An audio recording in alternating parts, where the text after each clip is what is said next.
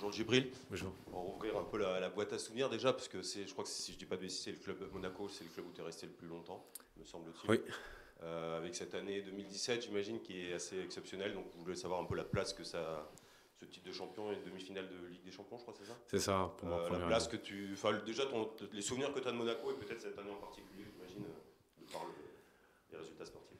Ouais, c'est un club qui, euh, qui est très important pour moi parce que c'est là où je me suis exposé à l'échelle mondiale et que pour ma première saison, on a remporté le titre face au Grand Paris Saint-Germain.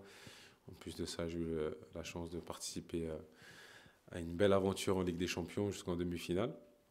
Et au fur et à mesure des années, bah, j'ai appris à m'exprimer en tant que joueur de foot, mais aussi humainement. Ça m'a permis aussi de rencontrer beaucoup de personnes formidables.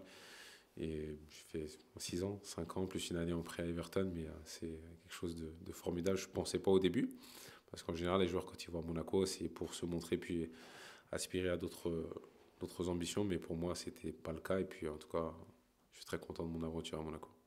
Tu suis encore un petit peu les résultats, enfin, c'est un club qui compte pour toi, d'après ce que je crois comprendre. Oui, après, la majorité des joueurs avec qui j'ai joué, bah, ils sont partis. Mais oui, je suis quand même les résultats. Puis j'ai quand même encore des contacts là-bas. J'ai d'ailleurs ma maison qui est à la Turbie. Donc, non, je suis pas mal le club. Une question qui n'est pas piège du tout, mais est-ce que tu connaissais Mika Bierret avant qu'il signe à Monaco? Pas Et du tout.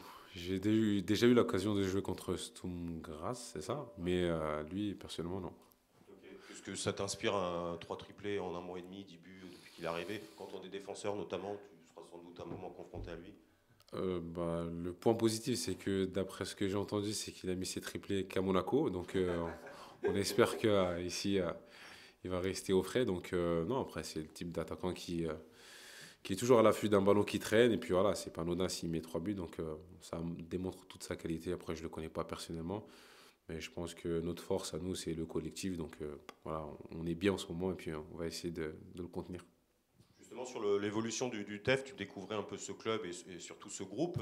Quel regard tu portes sur les 7-8 mois de compétition qui ont lieu là déjà?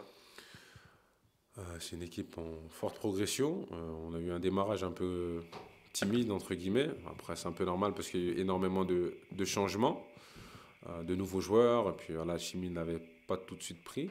Mais voilà, au fur et à mesure, on a appris à se connaître.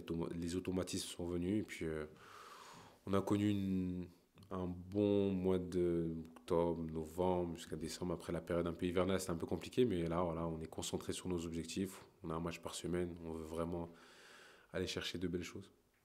Djibril, on sait que tu fais figure, sinon d'ancien, en tout cas de cadre dans ce groupe.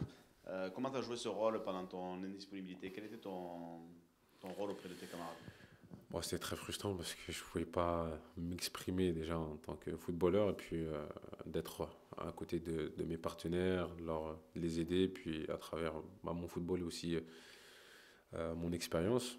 Bon, aux entraînements, les horaires étaient décalés, mais quand j'avais l'occasion de discuter avec eux, bah, j'essayais de leur donner des conseils pour les aider à mieux aborder les rencontres, mais c'est pas évident quand tu n'es pas en action.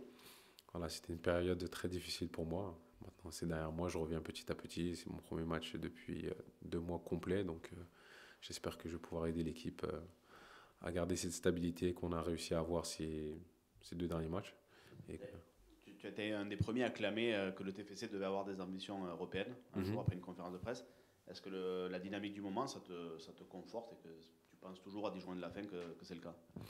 oui, après, voilà, comme je l'ai dit et je me répète, on a l'exemple devant nous, Brest, qui a eu la chance de découvrir la Champions League. Après, voilà, on ne va pas faire de comparaison en termes de budget, mais pour nous, c'est flatteur d'avoir beaucoup d'équipes de notre championnat qui arrivent à disputer des compétitions européennes. Maintenant, voilà, on reste modeste, on se réfugie dans le travail, mais pour moi, ça reste un objectif. Et puis, j'essaie de tirer le groupe pour voilà, aborder les matchs, match après match, et parce que chaque match a son histoire, bien évidemment. Après, voilà, on a encore des difficultés face au gros, mais c'est tout à fait normal. Mais l'ambition, elle est là, et puis les qualités aussi sont là. On a réussi à marquer beaucoup de buts ces derniers temps, donc il faut trouver la balance entre les ambitions et puis la réalité pour essayer d'accrocher le maximum de points jusqu'à la fin de saison. Bonjour Djibril. Bonjour. Tu disais que tu étais encore en contact avec quelques personnes à Monaco. Ça veut dire quoi qu'une semaine précédant Toulouse-Monaco, vous vous envoyez des petits messages ou Non, pas du tout. Après, je suis loin de tout ça, mais non, c'est surtout les dirigeants, les intendants, les joueurs. Il n'y a que Majewski, le gardien, et Caio Henrique de temps en temps qu'on s'envoie des messages, mais non, en général, on parle de la vie. On est déjà plein dans le football que voilà, on a du mal à parler de football, donc on parle des choses de la vie. On parlait aussi de la dynamique du moment. C'est vrai que 8 buts en 2 matchs, quand on parlait à un moment donné des carences devant et du manque d'efficacité, est-ce que tu as senti justement que les attaquants, ils étaient un peu soulagés à l'entraînement, qu'il y avait un peu plus de bananes et tout? Comment vous le vivez à l'intérieur? Non, soulagement, oui, je pense, parce que pour un attaquant, c'est toujours bien de marquer. Après, voilà, il n'y a pas qu'un attaquant qui a marqué. On a Charlie, on a Vincent aussi qui a marqué. Mais c'est très important de bien travailler la semaine. Et puis, en général, quand tu travailles bien la semaine, ça se reproduit le week-end. Après, comme je le dis, chaque match a son histoire. On a joué face à une équipe qui était en difficulté, Le Havre, Angers, qui était sur une bonne dynamique, mais on a réussi à les contenir chez eux, parce qu'à l'extérieur, c'est toujours difficile. Et là, on a un nouveau test face à Monaco et on a vraiment à cœur de vouloir montrer qu'on veut faire quelque chose face à Monaco. Et justement, vous marquez 4 buts contre une équipe un peu en difficulté, puis 4 autres contre une équipe proche de vous au classement. Et pourquoi pas 4? Ouais, non, mais vraiment, est-ce que tu as le sentiment aussi que vous montez en puissance sur cette série? Oui, après, voilà, Monaco, c'est un autre calibre. Hein, voilà. Ils ont plusieurs joueurs qui sont capables de marquer 10, 15 buts par saison. Voilà, nous, on n'est pas encore à ce rythme-là, mais voilà, d'autres équipes l'ont montré cette saison, comme quoi voilà, tout est possible. On va jouer avec nos qualités, comme d'habitude, face à un adversaire coriace, avec notre public. Donc, on est prêt à relever ce défi. Tu l'as évoqué un petit peu furtivement sur vos difficultés face au gros, mais c'est vrai que vous êtes 8e. On regarde le classement, en fait, vous avez battu aucune des 7 équipes qui est devant vous. Bon, il reste des matchs retour, évidemment. Nice, Lyon, Paris, c'est fini parce que vous avez joué 2 fois. Mais est-ce que c'est un plafond de verre pour toi, cette 8e place ou comment tu perçois ça? Est-ce que c'est juste le hasard? Non, c'est pas le hasard. Après, voilà, ils ont des budgets totalement différents. Voilà. Il y a tout qui est différent. Ils ont des joueurs très, très, très talentueux qui payent très, très cher, qui sont capables d'être décisifs à chaque match. Nous aussi, mais à une échelle un peu moindre. Mais voilà, il reste 10 matchs pour moi, c'est 10 finales. Nos limites, pour moi, il n'y en a pas. Il ne faut pas qu'on s'en fixe. Donc, Monaco, c'est une première étape. On va essayer de passer ce gros obstacle. Et après, il y aura encore d'autres matchs. Hein. C'est pas parce que on perd contre Monaco que voilà, on va arrêter d'ambitionner au-dessus. Non, voilà, il faut aller chercher des choses parce qu'on a la qualité, on a l'effectif aussi et on a surtout la mentalité, ce qui fait notre force ces dernières semaines.